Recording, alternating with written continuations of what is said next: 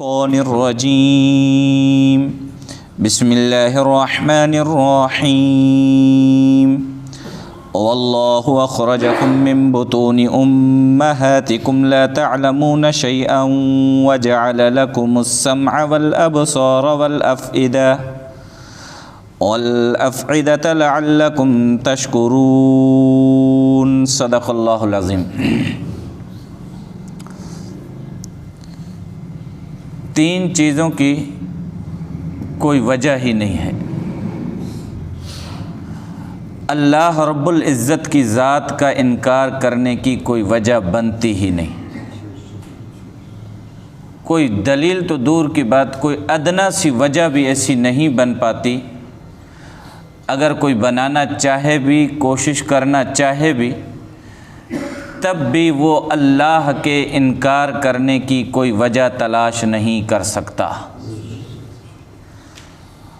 اور دوسرے نمبر پہ اللہ کا پارٹنر بنانا، اللہ کا شریک بنانا، اللہ کے ساتھ اللہ کی کسی مخلوق کو اس کا شریک بنانے کی کوشش کرنا، اس کی بھی کوئی وجہ نہیں بن سکتی۔ کوئی لاکھ کوشش کرنا چاہے، وجہ ڈھونڈنے کی تلاش کرنا چاہے، تو اسے اپنی تلاش میں ہمیشہ ناکامی ملے گی۔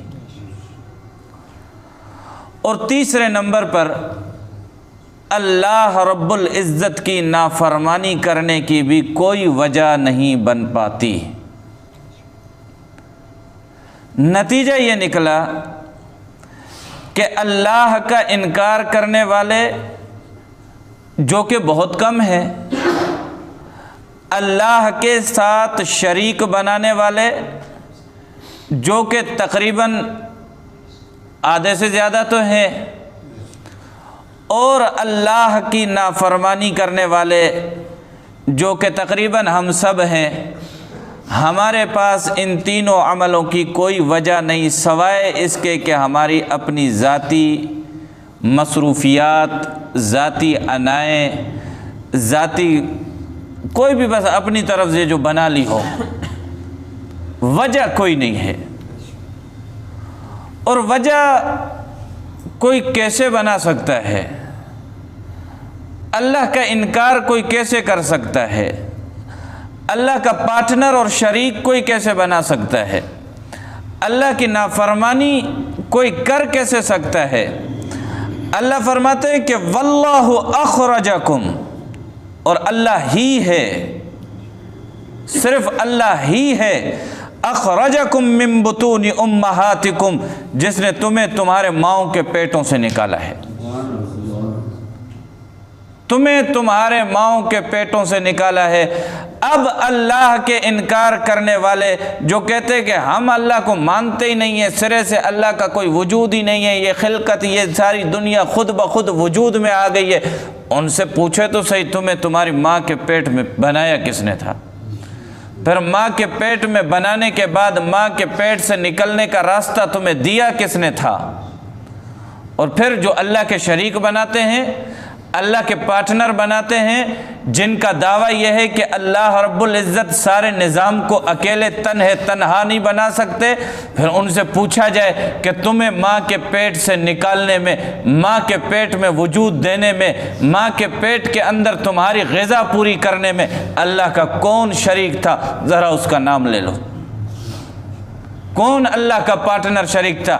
حضرت عزیر علیہ السلام تھے، یا حضرت موسیٰ علیہ السلام تھے، یا نصارہ نے جو اللہ کے شریک حضرت عیسیٰ علیہ السلام کو بنایا وہ تھے، یا پھر لات تھا، منات تھا، عزا تھا، حبل تھا، یا ہمارے بنائے ہوئے جن کو ہم نے اللہ کے شریک اور پارٹنر بنائے؟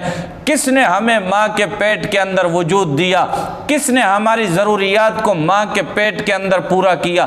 کس نے ہمیں ماں کے پیٹ سے باہر نکالا؟ ہم ایک شخصیت کا نام بھی نہیں لے سکتے، کیونکہ ہم جس کا نام لیں گے، پھر اگر ہم تھوڑی سی تحقیق کریں گے، وہ بھی کبھی ماں کے پیٹ کے اندر ہوگا، وہ اسے بھی کبھی ماں کے پیٹ کی جو ہے نا ضرورت پڑی ہوگی، اسے بھی ماں کے پیٹ کے اندر غذا کی ضرورت پڑی ہوگی۔ اب جب شریک خود ماں کے پیٹ سے نکلا ہو تو پھر وہ کسی اور کو کیا اس کے لیے مددگاری کر سکتا ہے؟ وہ کیسے اللہ کا شریک بن سکتا ہے؟ اور پھر اللہ فرماتے ہیں کہ میری نافرمانی کرنے والے بھی توجہ کریں۔ میری نافرمانی کیوں کرتے ہو بھائی؟ مجھے ہی ناراض کرنا ہے تمہیں؟ میری ہی نافرمانی کرتے ہو؟ میں نے تو تمہارے لیے اس جگہ پر تمہارے کام بنائے ہیں جہاں میرے علاوہ کوئی بنا بھی نہیں سکتا تھا۔ ماں کے پیٹ میں غذا دینا، یہ دنیا کی سائنس بھی اس پہ ناکام ہے۔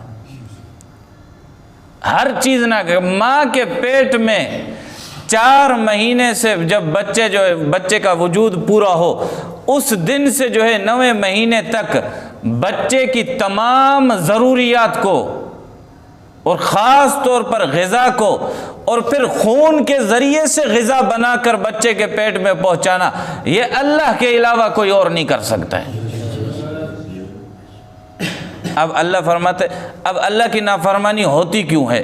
دنیا میں اللہ کے نافرمان جو اللہ کا انکار نہیں کرتے، اللہ کے وحدانیت کو تسلیم کرتے ہیں، اللہ کے شریک نہیں بناتے، اللہ کو ایک مانتے، مگر اللہ کی نافرمانی کرتے ہیں، ان کے پاس وجہ صرف ایک ہوتی ہے، وہ رزق کا حصول ہوتا ہے۔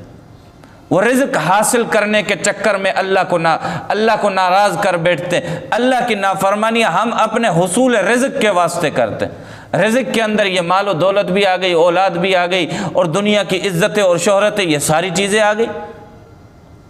اللہ فرماتے کہ تم نے رزق کے، اور پھر وہ رزق کہ جس کا ذمہ ہمارا ہے، جو ہم نے اپنے ذمہ لیا ہوا ہے، اس کے پیچھے تم ہمیں نہ، یا ایھا الانسان ما غرک بربک الکریم، اللہ دعوت دے رہے ہیں کہ ذرا وجہ تو تلاش کر لو میرے ناراض کرنے کی۔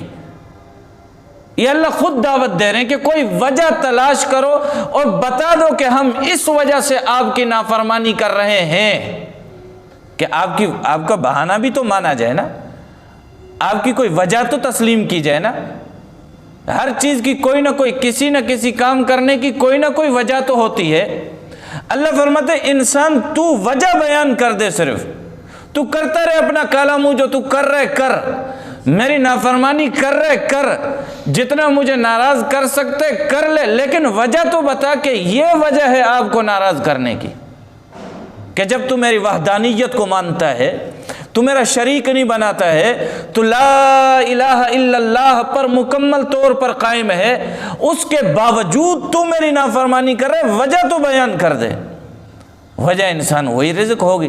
اللہ فرماتا وہ تو ہمارے ذمہ ہے، اور وہ تو ہم نے تمہیں تب دیا تھا جب کوئی دے بھی نہیں سکتا تھا، وہ تو ہم نے تمہیں تب دیا تھا جب تم کوشش بھی نہیں کر سکتے تھے، وہ تو ہم نے تمہیں تب دیا تھا جب تم بالکل بے بس، بے سہارا، لاچار، تمہاری ماں بھی تمہیں وہاں پر رزق نہیں دے سکتی، ہم نے تمہیں دیا تھا۔ فرمایا تمہیں تمہارے ماؤں کے پیٹوں سے اللہ ہی نے نکالا، اور فرمایا کس حال میں نکالا؟ لا تعلمون شیئا، تم کچھ بھی نہیں جانتے تھے۔ لا تعلمون شیئا، تم کچھ بھی نہیں جانتے تھے، تم صرف رونا اور چلانا جانتے تھے، اس کے علاوہ اور تمہیں کچھ بھی نہیں آتا تھا۔ تمہیں صرف آہو فغا کرنا آتی تھی، اس کے علاوہ اور کچھ بھی نہیں آتا تھا۔ تم اس حال میں تھے کہ تم جس ماں کے پیٹ سے نکلے ہو، وہ بھی تمہاری ضرورت کو نہیں سمجھ سکتی تھی، وہ بھی تمہاری تمہارے آہو فغا کو نہیں سمجھ سکتی تھی۔ لا تعلمون شیئا، تم خود بھی کچھ نہیں جانتے تھے، تمہیں خود بھی پتہ نہیں تھا کہ کرنا کیا ہے، کرنا کیسے۔ اللہ فرمایا اس حال میں بھی ہم نے تمہیں نہیں چھوڑا، اس حال میں بھی ہم نے، وہاں پر بھی ہم نے تمہیں۔ اور یہ انسان کو، آج انسان رزق کے پیچھے اللہ کو نافرمان کر، اللہ فرمایا جب تو پیدا ہوا تھا تب تو بالکل چھوٹا سا تھا، تیری کوئی ضرورتیں نہیں تھی، تیری کوئی خواہشات نہیں تھی۔ اللہ فرماتے ہیں کہ میں نے اس وقت تیرے اوپر وَهَدَيْنَاهُنَّ جُدَيْن، تیری ماں کی چھاتی سے رزق کے 2 دروازے کھولے تھے۔